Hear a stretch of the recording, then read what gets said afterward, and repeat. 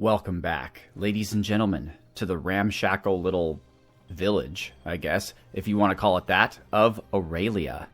I'm Marcus Aurelius, and this is Age of Wonders 3. Now, before we get started, I have a couple business items to go over with. First of all, I truly enjoyed reading all of your comments in the first video. I loved it, actually. It was fantastic. Thank you so much. And there were a couple questions raised that I wanted to address for the entire viewing audience, just in case there are some people who don't read the comments. First off, it was asked to me a couple times, why don't I use a system like straw poll in order to determine what you all would like to see? And the reason why I've chosen not to use something like that is because I just feel it's too clinical. Yes, I want to solicit your feedback, and yes, your choices are going to affect how we move forward in the game. But at the same time, I want it to be more organic, like a discussion. I want this discussion to play out in the comments, because there may come a time when I decide to go with the choice that isn't the most popular, but those who support it are arguing their case the best, right? That's how discussions generally work. Just because the majority of people like something, if a majority have a better argument or a more well-reasoned argument than what would you call, like a judge, an arbiter would potentially carry more weight on the side of the good argument. So I want this to take place as like a discussion in the settings, and just a straight up poll, 45 for, 47 against, or whatever. It just doesn't seem like what I want to do here. And the next thing is that I want to just clarify that your opinions as to how we should move forward, your vote, so to speak, should always take place in a separate comment down in the comment section of each video.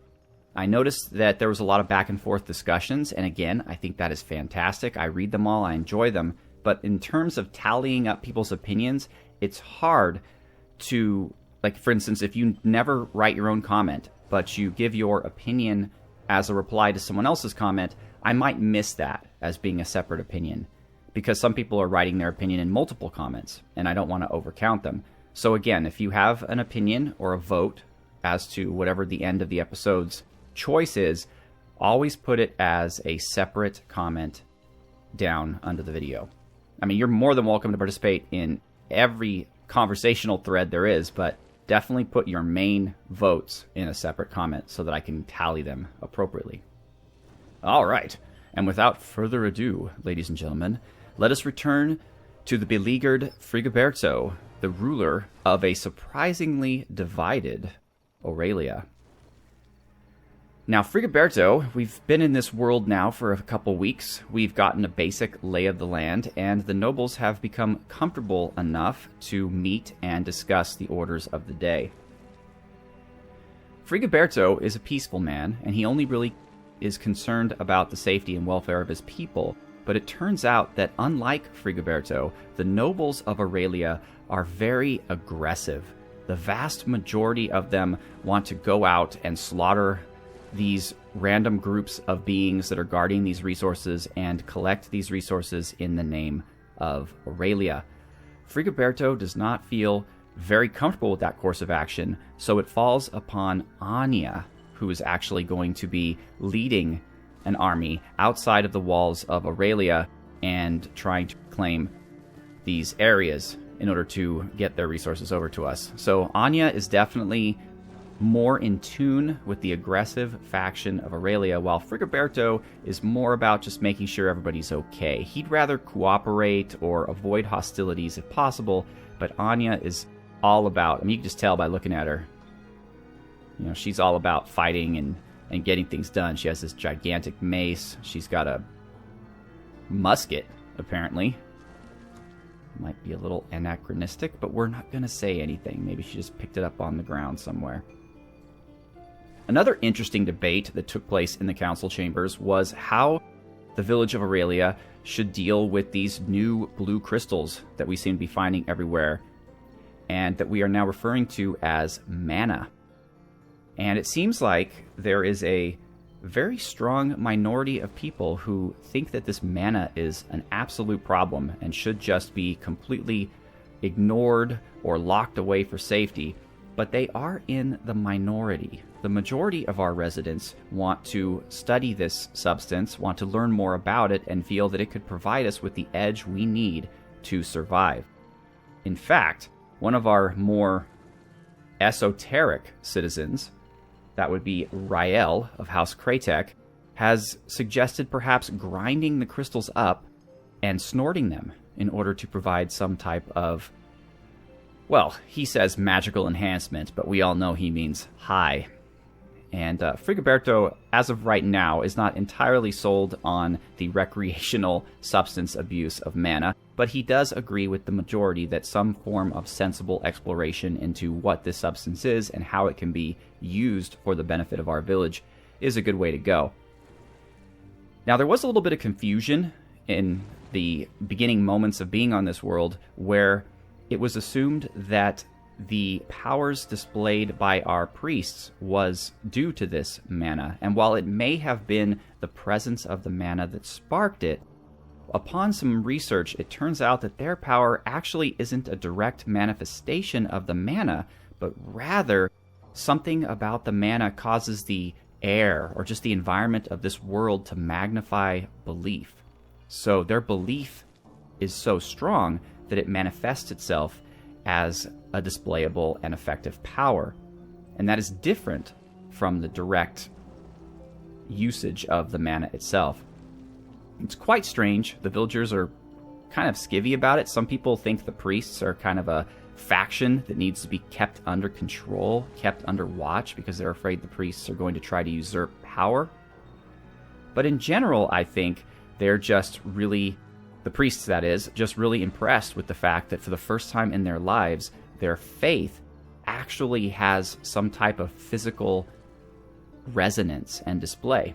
And I think that they're obviously quite in awe of that. But of course, we should make sure that they don't abuse that power and let it turn them into tyrants, certainly. And of course, that leaves open the possibility that there are other creatures out there in this world, creatures that might be hostile to Aurelia and our purposes, who also are able to manifest their belief with deadly force. And that is something to be nervous about and something that definitely troubles Frigoberto, keeps him up nights. And finally, on the topic of what our priorities should be, the vast, vast majority of the Council of Nobles believes that we should focus first on the defense of Aurelia, and only then second on the expansion. There were a couple voices that talked about how expansion would be necessary because if we don't take the good land, others might. However, in general, the vast, and when I say vast majority, I mean like 5 times as many people believe that we should focus on developing Aurelia and making it safe and defensible before we even consider expanding someplace else. So that is the direction that Frigoberto has decided we're going to take.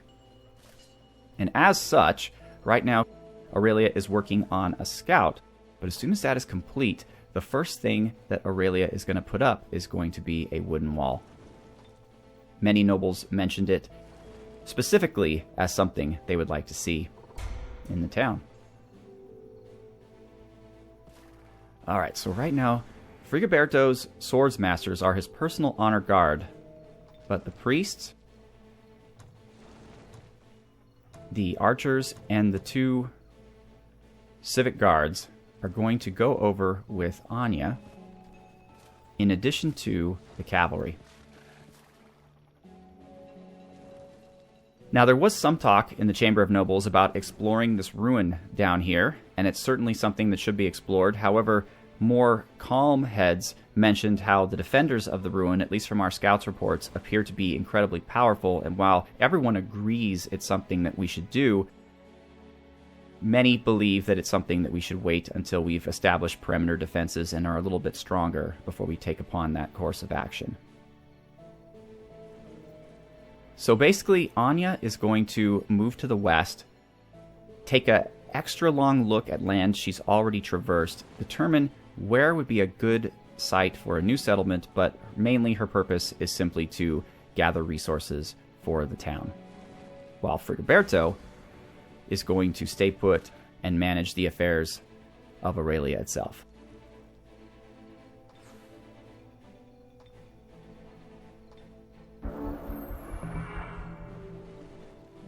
Alright, and one thing Frigoberto is worried about, of course, with regards to defense, is that we don't have enough troops. So luckily, he has just researched the ability to raise militia. Let's see if we could do that. Strangely enough, Frigoberto finds that the blue rocks, the mana, actually aid him in this and provide him with the clarity of mind necessary to organize the men effectively.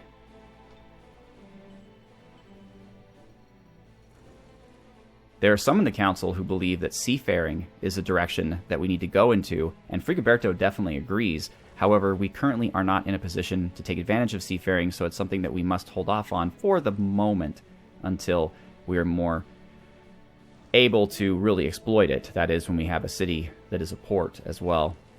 So we can upgrade the training regimen of our soldiers, which for the purposes of defense would be a very good idea. We can research just general warfare, which actually doesn't do anything that improves our physical capability to wage war, but does provide better mana capacity and spell casting. So I think we're going to stay away from that for right now. We could research Authority of the Sword, which is a ability that the mana somehow provides to our leaders that allows them to... actually allows Aurelia, the city, to expand out by 1 level of domain. That's very interesting. And that might be very useful. I'm sure our nobles would love that quite a lot. Next, we have an ability that allows Aurelia to bear children, I suppose, with a magical quickness. And this will allow the city to develop, but also provide us the much-needed manpower for defense and exploration. Though it would take a long time to research that, that might be very, very good for Aurelia, especially now in the early portion of its development. And finally, we have the ability to produce a whole new type of unit, a Berserker. And with Anya safely out of the village, I don't think Frigoberto is interested in any unit of military referring to itself as a Berserker. It's not really his style. So we'll probably wait till Anya gets back before we focus on that. So I believe fertility rites make the most sense based on the goals of our nobles and what we're trying to achieve. Because the more people we have, the more troops we can hire, the faster we can build buildings, the better we can defend ourselves. And we have a new scout.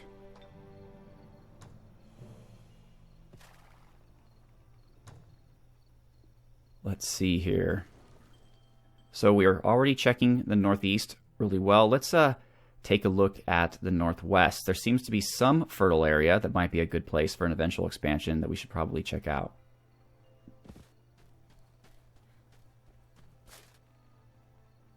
Now, the cool thing about these scouts is that they have discovered that there is a species of bird native to this world that has incredible homing senses. So the villagers of Aurelia know every day. They get a report from the scout as to what the scout has found, because the scout sends the bird with his detailed report or her detailed report to the city, which then the bird is released and somehow manages to find its way all the way back to the scout. And that's how, for example, if a scout should fall in battle or something of that nature, the citizens will still be aware of the things that that scout saw.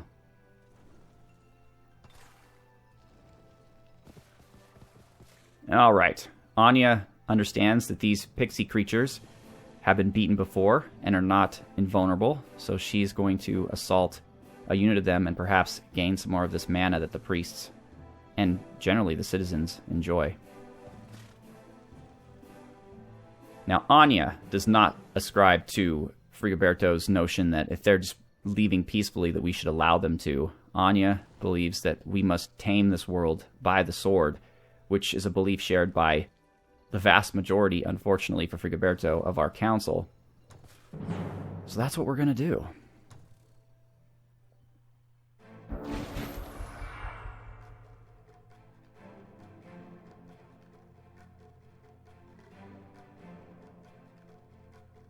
One thing Anya is not is a coward, and she will take the lead against these creatures. The Civic Guard will back her up with their crossbows. They've already taken out units of these creatures before, so they feel emboldened. Our priests, of course, are no stranger to fighting magical creatures. And our cavalry will attempt to flank.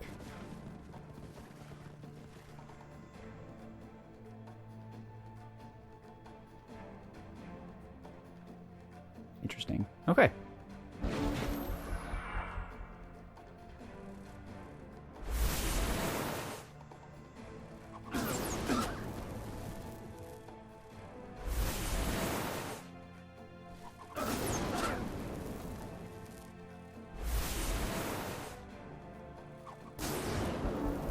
Well, already these pixies have proven themselves to be much more formidable than the previous batch we took out, and they were able to slay an entire unit of Civic Guard. The loss of those brave soldiers will definitely weigh heavily on Aurelia, as we don't have a lot of people right now, but that is the path that our nobles have chosen.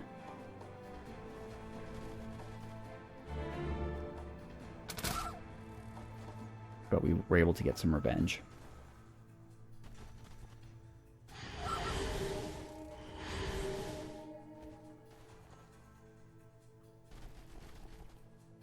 They're out of range of this group, though. They're going to have to move up a little bit. Anya has no fear. She'll take on a full group by herself.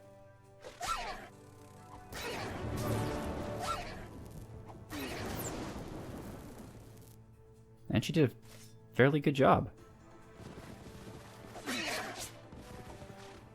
And the cavalry came up on the flank and took him out. Oh, wow. They still had a shot left.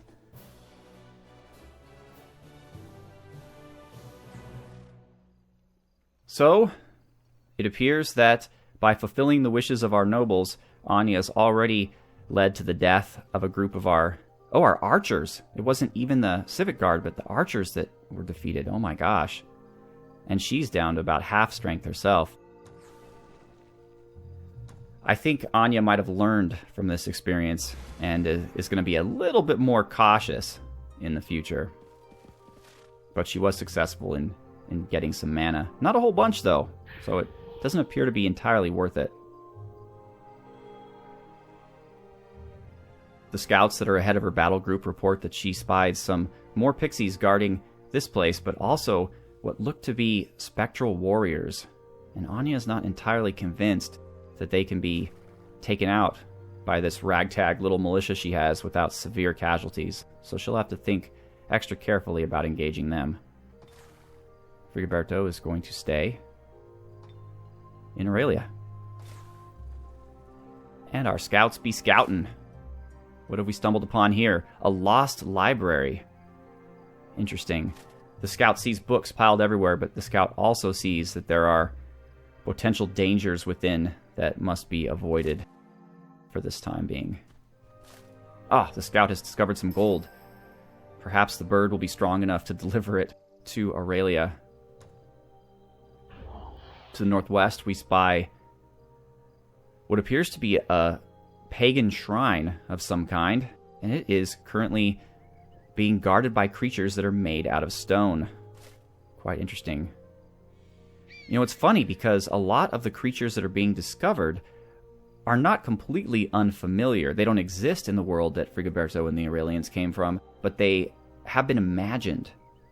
There have been stories of creatures that are very similar to these, which causes a few of the more thoughtful villagers to wonder if those stories had some basis in fact, and if some of the creatures of this world had at one point managed to make it to Frigoberto's world, or if the connections between the worlds are more numerous than is assumed.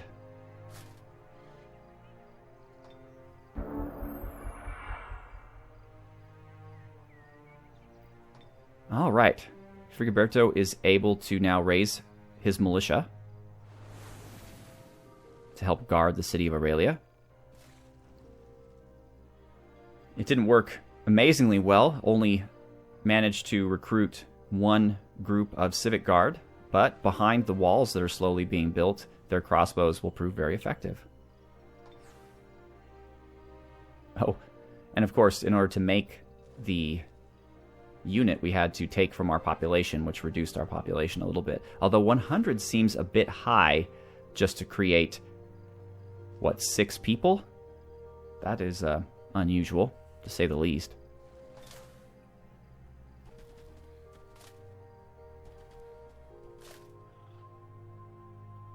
It appears that this land was once a center of learning and knowledge, as our scouts have discovered yet another library. But the precursors who founded these libraries obviously felt that the knowledge within them was worth defending, and defended they are. Alright, so this fertile area is actually quite small. Our scout has already found the northern coast, so they're going to continue to the west. They stumbled upon some additional ancient ruins, as well as another mana node. Meanwhile, Anya is going to go around the Spectral Warriors. But the cat people, she feels, are flesh and blood, and should be easy prey to her war party. Let's see if she's right.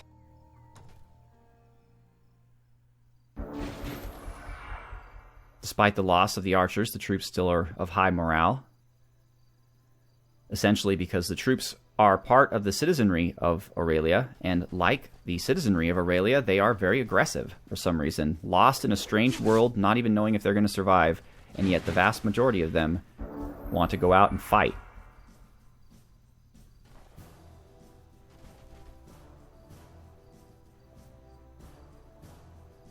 Well, these guys look formidable. Let's see if our scouts can get a clear picture of them. Alright. So though they are obviously strange creatures indeed, they seem to comport themselves in the same manner as humans. This group here, they're kind of stealthy looking. They seem to be in a martial stance. They look very dangerous. Whereas these guys look almost regal with their interesting headdress. I think these guys might be the better threat. And we have a clearer shot. And that did not do hardly anything. At least compared to the pixies that we had attacked earlier.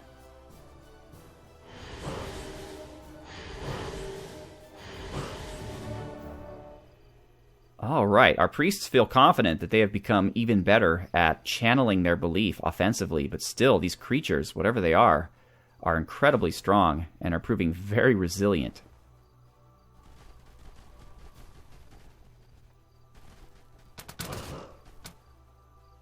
Very resilient. Our cavalry, they're facing a decision. Should they go to the east or to the west? If they go to the east, they may engage this group here. Whereas if they go to the west, they can back up our units more effectively. They're going to move to the west. And Anya, who's feeling a lot better now from her wounding, is going to just charge, as usual, directly into battle. Or no, she's not, actually. Anya is going to fire her musket. A strange weapon she picked up in her journeys, and she's going to see how it actually works in battle.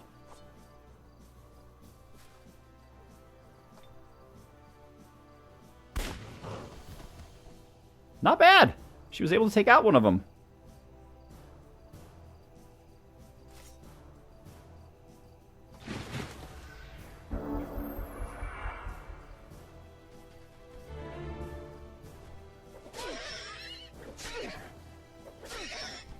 Wow.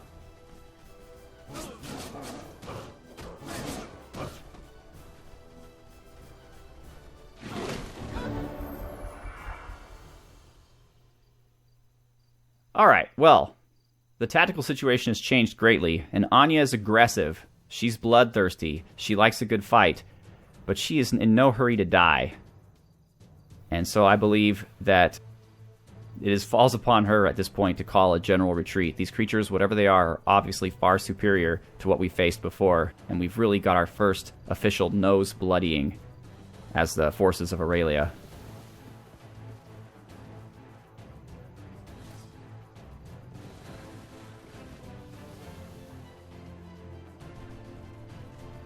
Everyone's still got enough morale to effect an organized retreat. Our priests, however, are severely wounded. They can't travel very far at all.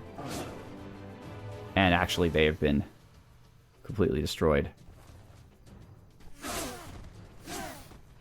And unfortunately, our militia, our civic guard, were taken out trying to escape from these very bestial cat people. Take a look at them. We haven't really seen them before. Yeah, unlike the others who are wearing rudimentary clothing and look vaguely humanoid, these ones appear a lot more wild. And their ferocity has certainly been felt.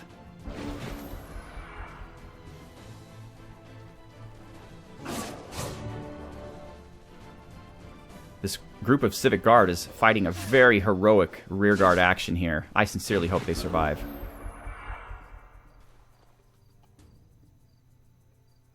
Hoo boy.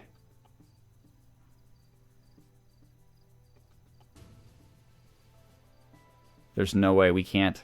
We don't have enough strength left in us to take them out. But if we try to flee, they'll get a free shot at us. Well, they did what they were supposed to. They bravely held the rear guard to let our cavalry and Anya escape.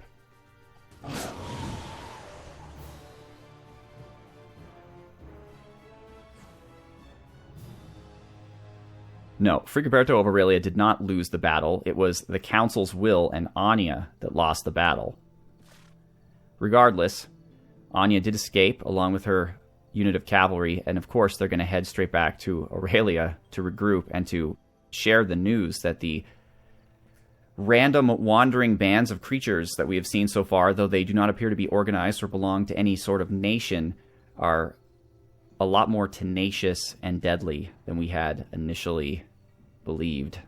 And perhaps that will change the Council's will. Perhaps the Council will decide to be less aggressive moving forward now that we've been sort of humbled by the forces that are around us. Who knows?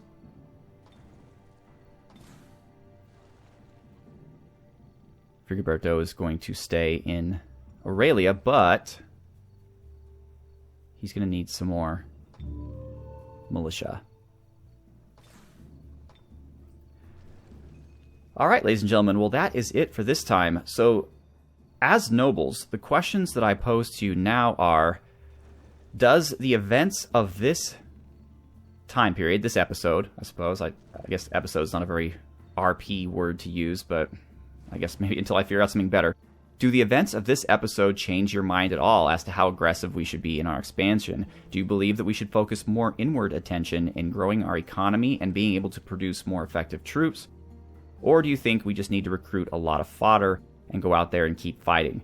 Of the areas that appear to be still available, what do the nobles of Aurelia feel will be our best and most useful target? It's pretty clear that only things that are within the radius of our village actually support our village, but there are other things here that might be very useful for us, such as gold, mana, and other resources. So if we were to strike out again, what do you think would be the worthiest target? And finally, do you believe that the events of this episode should cause Frigoberto to lose confidence in Anya's abilities as a leader?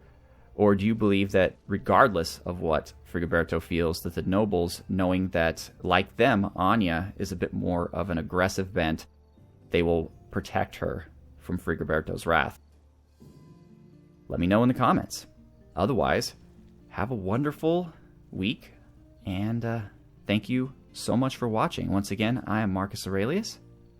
Have a good one.